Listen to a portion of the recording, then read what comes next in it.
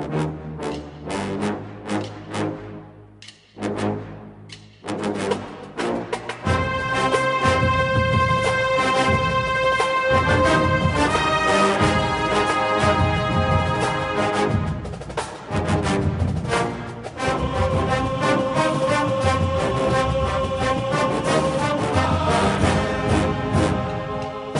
morning, Bucknutters. Welcome to the Bucknuts Morning 5 here on Wednesday, August 19th, 2015. I am Dave Biddle, and I am joined by Dwayne Long.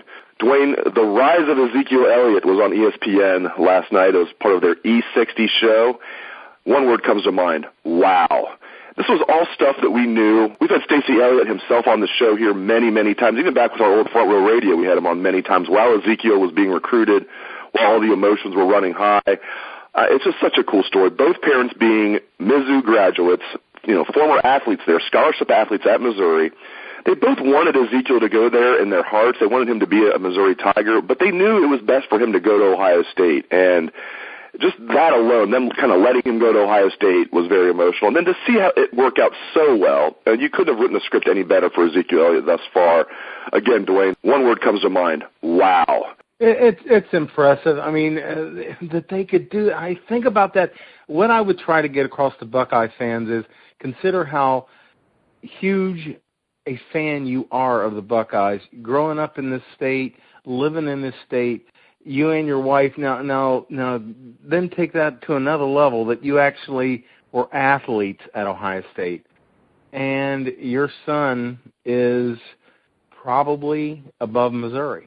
I mean, he's elite. Missouri's a good school, no doubt about that, but they're not. They don't compete with Ohio State. I mean, recently they've been much better, but they let him go. They let him go do what was in his best interest, and look how it's working out. And this kid is absolutely loved here. He's handled himself so well off the field. He's just been nothing but a joy to have, and you're proud to have him wearing scarlet and gray. And it's one of those unique stories that had to be so difficult for them, and they've handled it so well. They, to get their blessing to just leave the state. Think about what a star he would have been at Missouri. You look at, he's sharing a spotlight with so many players right now. The first thing people think about at Ohio State right now is Bosa. They think about the quarterback situation. There's so many things they think about before they think about Ezekiel Elliott, and he's handled that so well. He would have been a megastar. He would have owned the state of Missouri. But he's here, and he's a Buckeye, and it worked out great for everybody.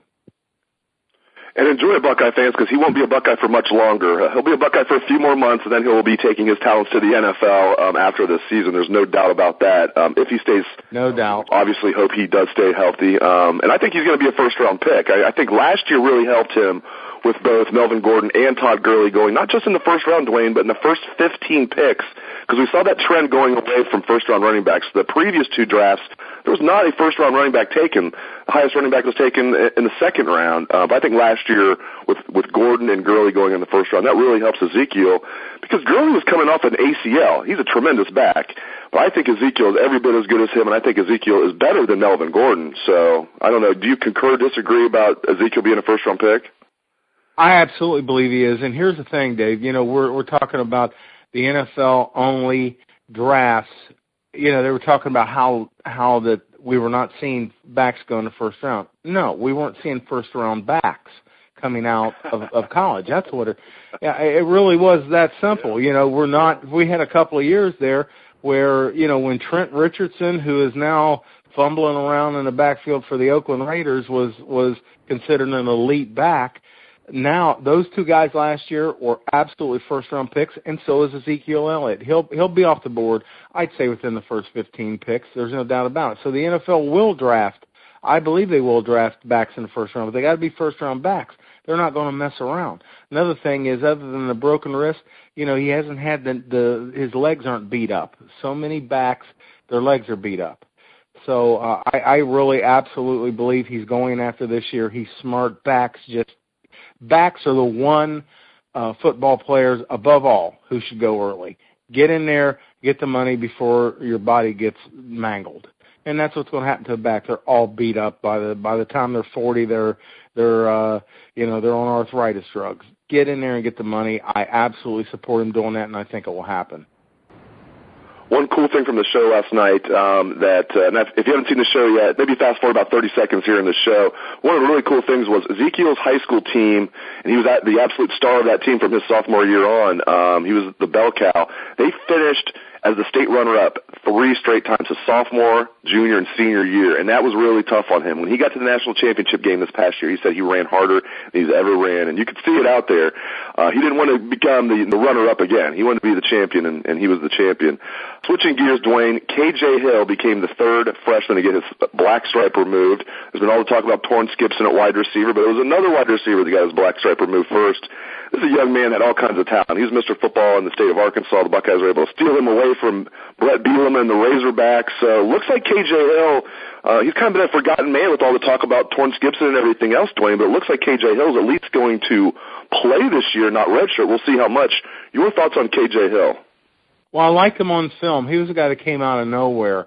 I had a few guys ranked higher than him, but, I was really happy to see him come in late like that. I think he was a good get. This is a little surprising. I think we need to keep it in perspective. It's not about how well you're playing. It's just about how focused you are, how much you understand. The black stripe being removed is so much more about the fact that you've figured out this is what you need to do. You have to work this hard. But it still shows that this kid gets it. That's the important thing. That's what stands out. And he's got talent, and he's going to work hard. That combination is hard to beat. You can expect a guy to play, and we just need more split ends. And now all of a sudden, when Urban Meyer came here, we needed linebackers. Guess what? Now we got so many linebackers. I don't even think we're recruiting another linebacker right now in this class. And when he addresses needs so aggressively and gets it done, we needed big guys out wide. We needed split ends, the guys that can go down the field and make the plays over the top, the guys that force double teams. We needed some of those. We didn't have any. We had Devin Smith who, he ended up having a great senior year, ended up going so high in the draft, but he had a tendency to disappear during games. We needed the guy that made safeties stay home. They can't come up in the box and attack the run. And now we're starting to accumulate a few. We got Gibson out there now, and now this kid has stepped up, and he's a guy that can play split end. So it's just things are just getting better all over. And I tell you another thing, it just shows where these guys are as far as recruiting is concerned. They are another level. Jim Tressel was one hell of a recruiter, but these guys here, they've taken it to another level.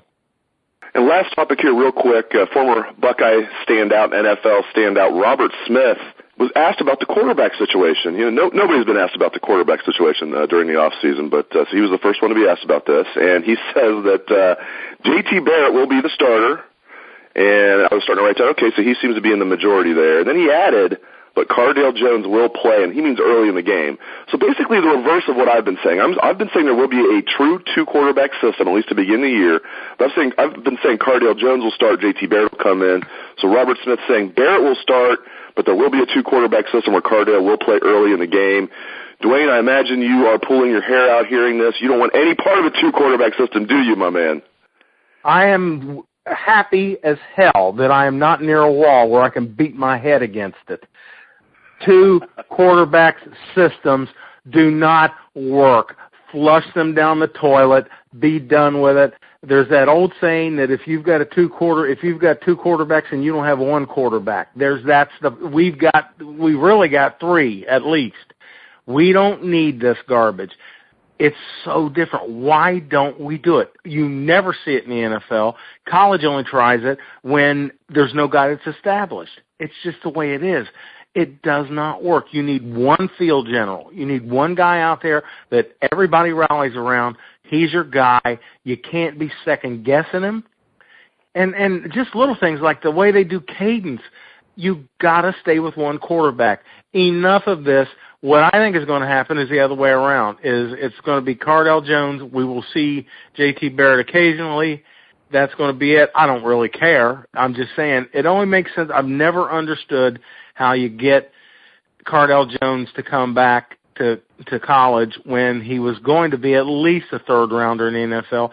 You're giving him the option of coming back and competing for a college job or getting paid to be in the pros. I just don't know how you convince a kid to do that. I've never understood that, and I just don't see it. I think he goes into camp as number one. I think that was what the deal is when you get right down to it, is it was really you start the season, you start camp at number one. That's where I think we're at. He can lose the job. It's going to be Barrett's. It's going to be Jones. It's not going to be both. We don't have to have a two-quarterback system. Nobody's going to be unhappy.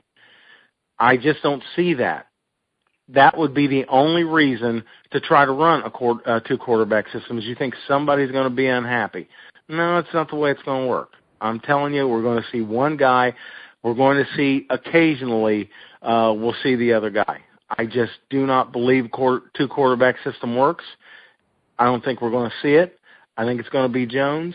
Either way, I think we're going to see one guy in there. Great stuff out of Dwayne Long. If you're not a Bucknut subscriber, try our 30-day free trial. What a great time to try it. Takes you through the rest of camp, takes you through the first 2 games of the season, so try our 30-day free trial. I will be co-hosting on 97.1 The Fan in Columbus today from 3 to 6 on Common Man and Company, so check that out if you get a chance. And once again, try our 30-day free trial if you're not a Bucknut subscriber. Thanks again to Dwayne Long, and thanks to you for tuning into the show. I appreciate it. I hope you have a great day. Take it away, best damn band in the land.